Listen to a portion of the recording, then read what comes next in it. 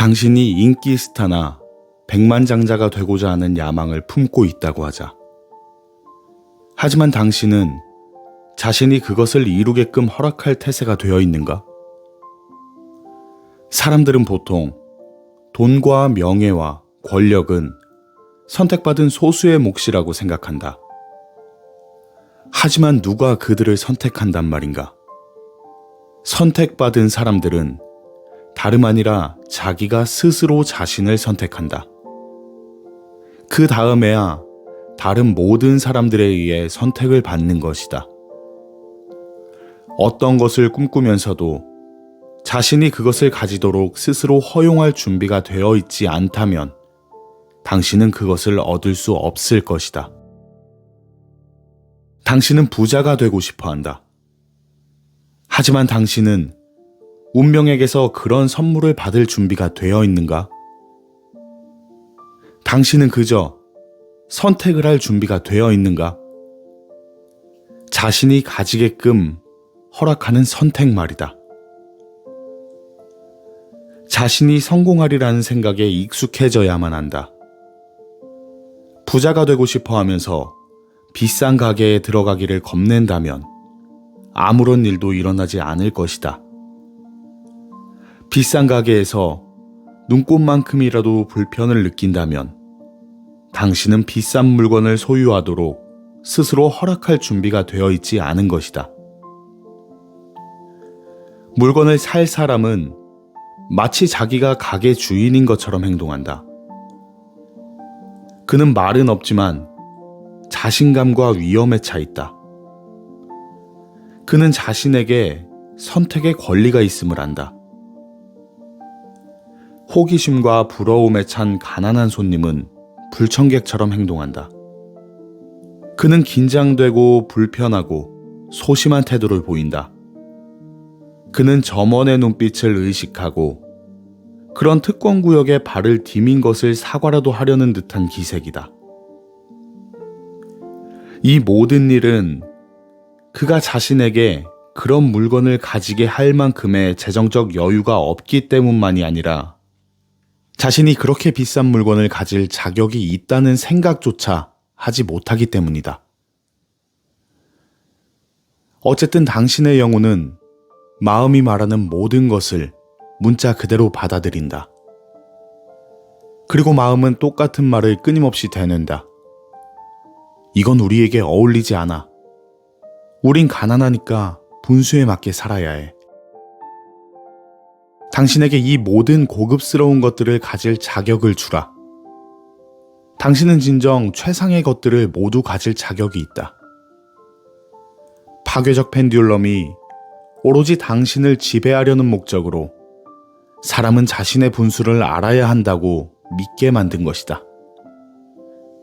대담해지라. 비싼 가게에 가서 진열된 물건들을 마치 주인인 양 둘러보라. 부자의 집에서 일하는 하인처럼 굴지 말라. 비싼 가게의 물건을 살 수 있다고 자신을 확신시키려 애쓰는 자기암시 훈련은 물론 아무짝에도 소용없다. 자신을 속일 수는 없을 뿐더러 그럴 필요도 없다. 그것을 어떻게 믿고 또 가지도록 스스로 허용할 건가? 상식의 울타리 안에서만 생각하고 행동하는 데 익숙해진 사람은 스스로 한계를 짓는 경향이 있다. 난 저걸 살 수 없어. 끝. 그 밖에 무슨 말을 할 수 있겠어?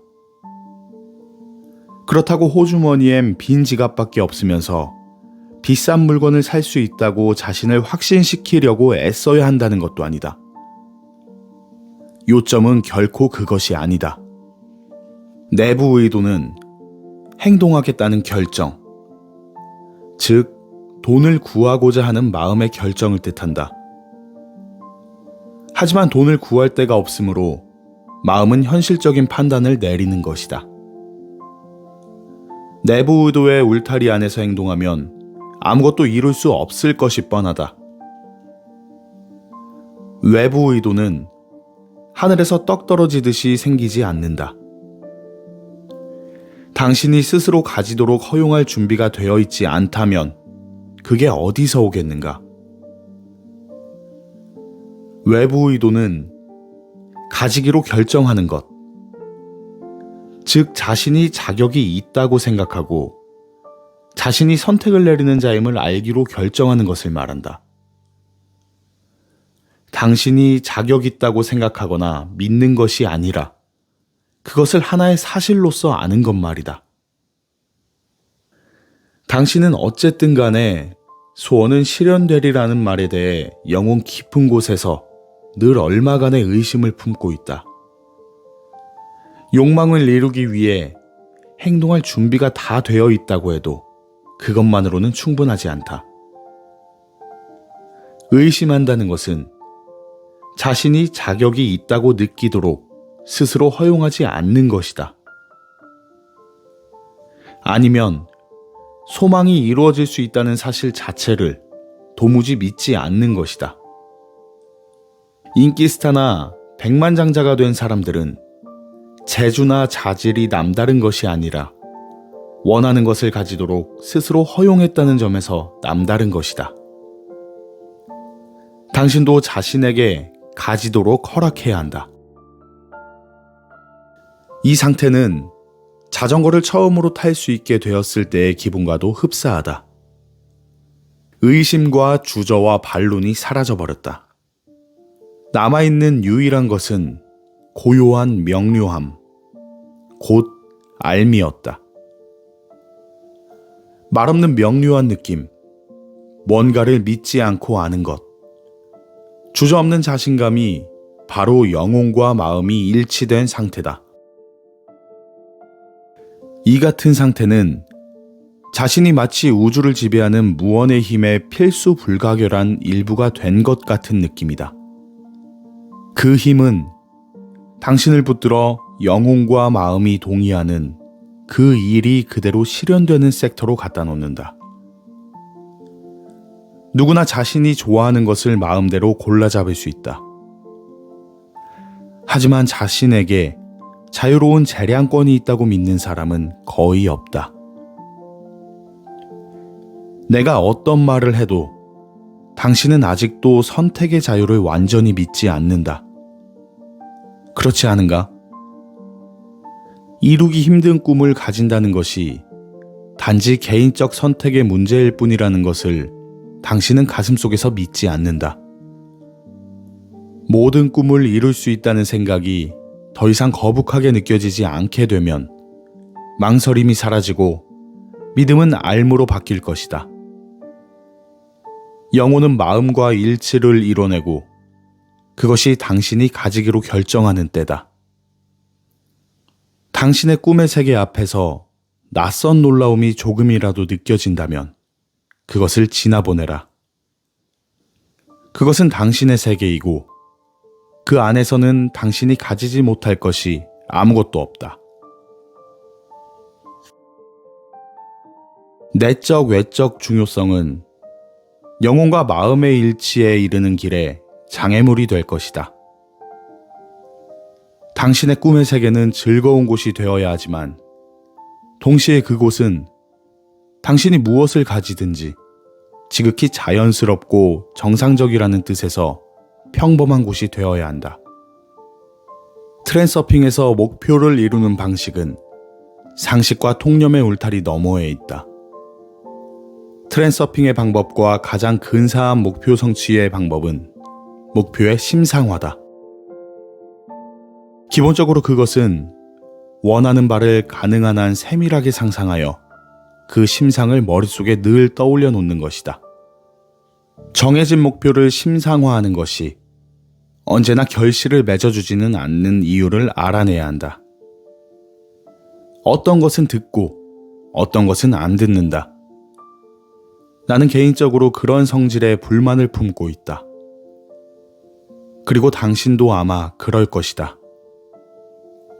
그래서 나는 이렇게 못 박아두고 싶다.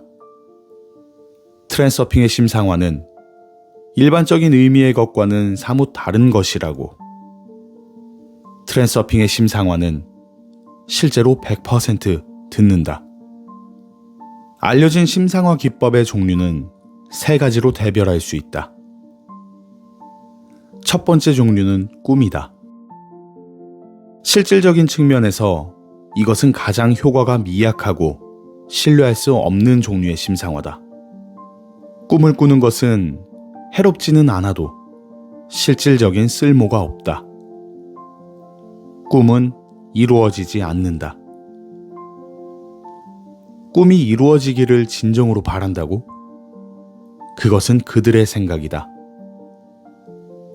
마음속 깊은 곳에서 그들은 그것이 실현되리라고 믿지도 않을 뿐더러 가지고 행동하려는 의도가 전혀 없다. 그들은 자신의 꿈을 머나먼 별처럼 바라본다. 꿈꾸는 사람들의 목표를 정확히 정의하자면 그것은 꿈꾸기 이상의 아무것도 아닐 것이다. 두 번째 종류는 필름이다. 영화가 아니라 당신 생각 속의 욕망의 필름 말이다. 머릿속에서 필름을 돌리는 것은 의도적인 과정인데 이것이 꿈꾸는 것과 유일하게 다른 점이다. 여기에는 행동하고 가지고자 하는 의도가 있고 그 행동 중 하나는 필름을 봄으로써 욕망의 실현을 심상화하는 것이다. 예를 들어 당신은 집을 가지고 싶어서 일정 방식에 따라 구석구석 세밀하게 그 모습을 그려본다. 당신은 머릿속에 그 집의 모습에 관한 완전히 선명한 그림을 가지고 있고 그 이미지를 낮 시간 동안 늘 품고 있다. 당신이 이 일을 아주 훌륭하게 잘 해냈다고 하자. 그러면 사람들은 당신의 소망이 이루어질 것이라고 생각할 것이다. 당신은 무엇을 얻을까? 글쎄, 당신은 분명히 마음속에 그린 모습 거의 그대로의 집을 보게 될 것이다. 하지만 그것은 당신의 집은 아닐 것이다. 그것은 길가의 다른 사람의 집이든가 아니면 영화 속의 집일 것이다. 당신은 주문한 대로 얻는다. 어쨌든 당신은 집의 모습을 심상화하려고 정직하게 노력했다. 하지만 웨이터에게 그것이 당신의 집이라고는 어떤 식으로도 설명해 주지 않았다. 당신은 심상화 과정을 책에 적힌 대로 잘 하려고 너무나 몰두한 나머지 중요한 것을 까먹은 것이다. 누가 주인이 될 것인가를. 이런 식의 심상화 훈련을 하는 사람들에게는 이것이 가장 중요한 실수다. 영화는 영화로 남는다. 당신은 결코 그것의 일부가 되지 못한다.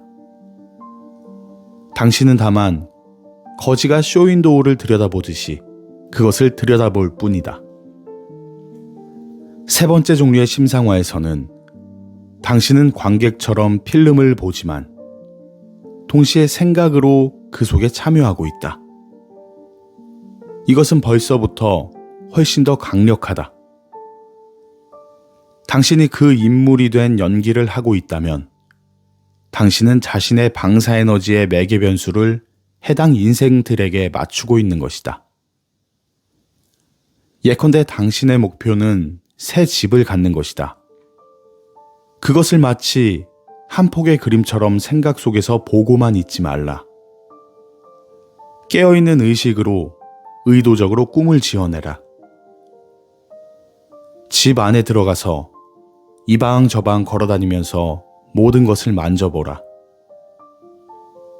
벽난로 앞에 안락의자에 앉아서 아늑하고 따뜻한 느낌을 즐기고 나무 타는 냄새를 맡으면서 불 속에 장작을 던져 넣어보라.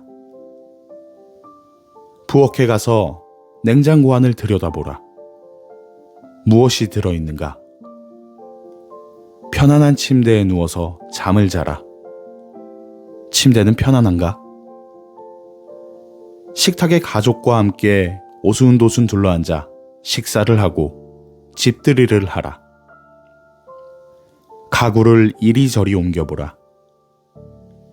정원의 잔디를 손으로 만져보라. 잔디는 부드럽고 푸르다. 꽃나무를 좀 심어보라. 어떤 꽃이 좋은가? 사과나무에서 사과를 따서 먹어보라. 아무튼 그것은 당신의 집 아닌가?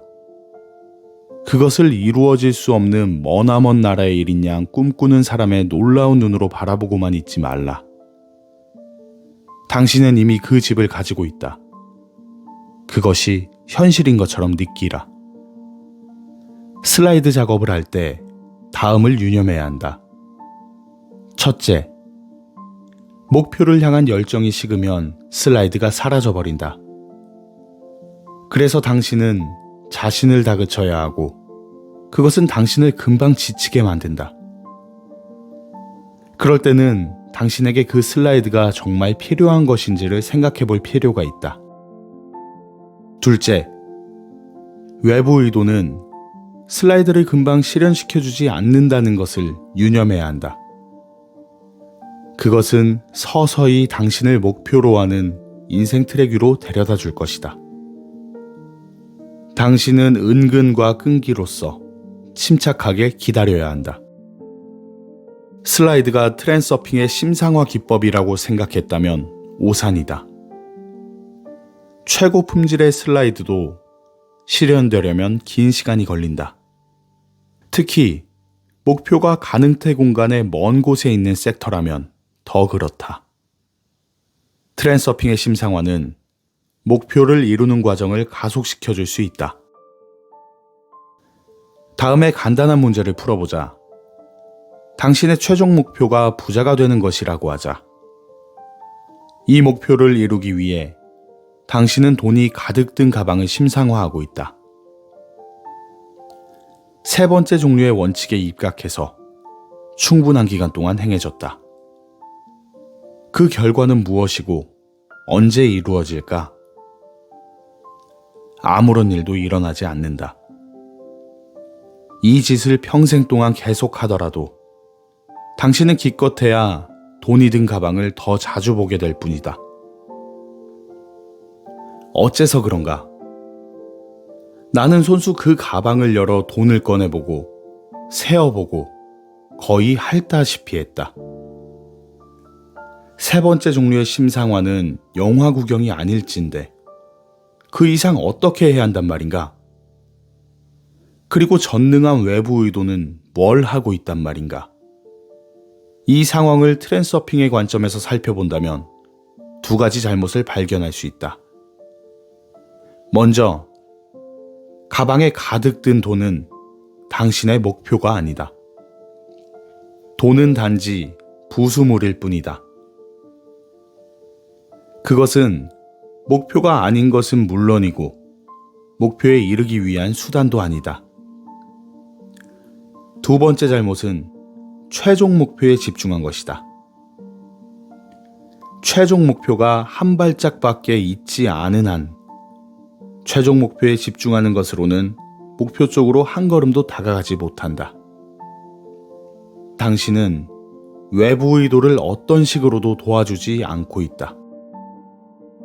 최소한 다리라도 움직여야 한다. 나는 당신이 행동도 해야만 한다는 사실을 말하고 있는 것이 아니다. 지금 우리는 심상화 과정에 대해서만 논하고 있다. 트랜서핑의 심상화와 일반적인 심상화 사이의 가장 근본적인 차이를 밝혀보자. 아시다시피 목표에 집중하는 것은 욕망이다. 목표를 향한 움직임에 집중하는 것은 의도다. 모든 행동을 추진시키는 배후의 힘은 의도이지 욕망이 아니다. 그러므로 목표를 향해 당신을 전진시켜주는 것은 목표를 생각하는 당신이 아니라 목표에 다가가는 과정을 심상화하는 당신이다. 의도의 실현이란 하나의 과정이지 목표를 한 방에 맞추는 것이 아니다. 물론 목표 자체도 심상의 일부다. 하지만 심상의 초점은 목표를 향해 다가가는 과정에 있다. 욕망이 의도와 다른 것만큼이다. 목표 자체를 심상화하는 것은 목표를 이루는 과정을 심상화하는 것과 같지 않다. 욕망으로는 아무것도 못한다. 팔을 올리는 예로 다시 돌아가 보자. 당신이 팔을 올리려고 한다고 하자. 먼저 당신이 팔을 올리고 싶어 한다는 것을 생각하고 목표인 올려진 팔을 상상해보라.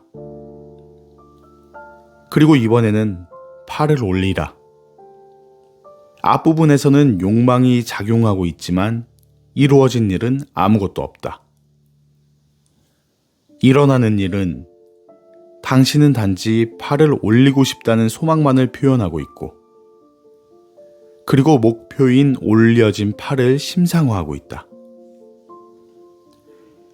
뒷부분에서는 의도가 작용하고 있는데, 의도는 팔이 올라가고 있는 동안 계속 작용하고 있다.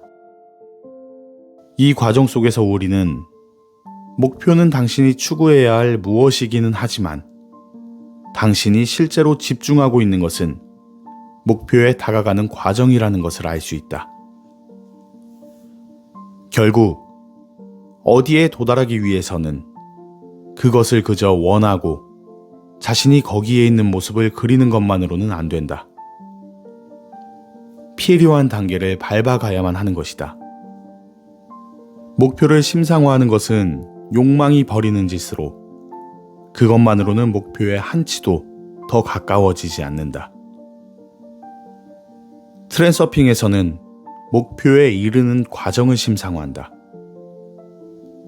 이 경우에는 의도가 작용하고 있어서 목표는 조만간에 이루어진다.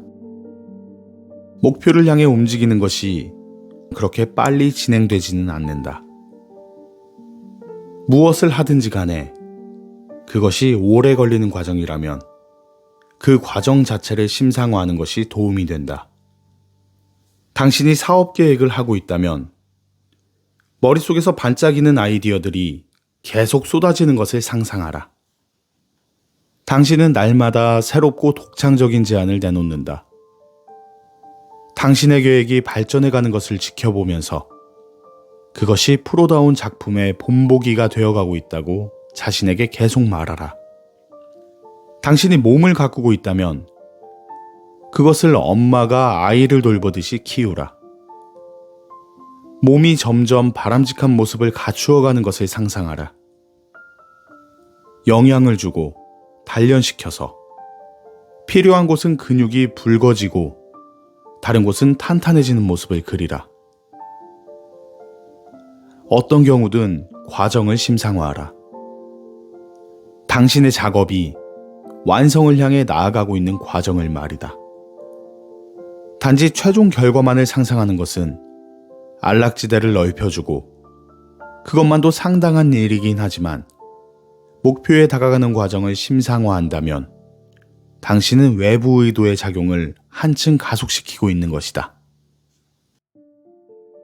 목표가 어떻게 실현될지 아직 아무런 대책이 없더라도 걱정하지 말라. 침착하고 용의주도하게 심상화만 계속하라. 목표가 당신의 안락지대 안에 완전히 융화되기만 하면 외부 의도가 적당한 기회를 던져줄 것이다. 목표를 이룰 방법을 찾는답시고 좌충우돌 정신없이 헤매지 말라. 중요성은 제쳐두고 가능태 흐름에 몸을 맡기라. 슬라이드를 보고만 있지 말고 그 안에 살라. 그러면 당신은 자기도 모르는 사이에 제 길을 가고 있게 될 것이다. 하지만 과정의 심상화가 다는 아니다. 가능태 공간의 물질적 현실화는 타르처럼 활성이 미약하다. 그러므로 전이는 점진적으로 행해져야 한다. 점진적이란 말은 그것이 지속적인 과정이란 뜻만이 아니라 전이가 단계적으로 이루어져야 한다는 뜻도 품고 있다. 이것이 트랜서핑의 심상화 과정이 지닌 또 하나의 특징이 숨기고 있는 비밀이다.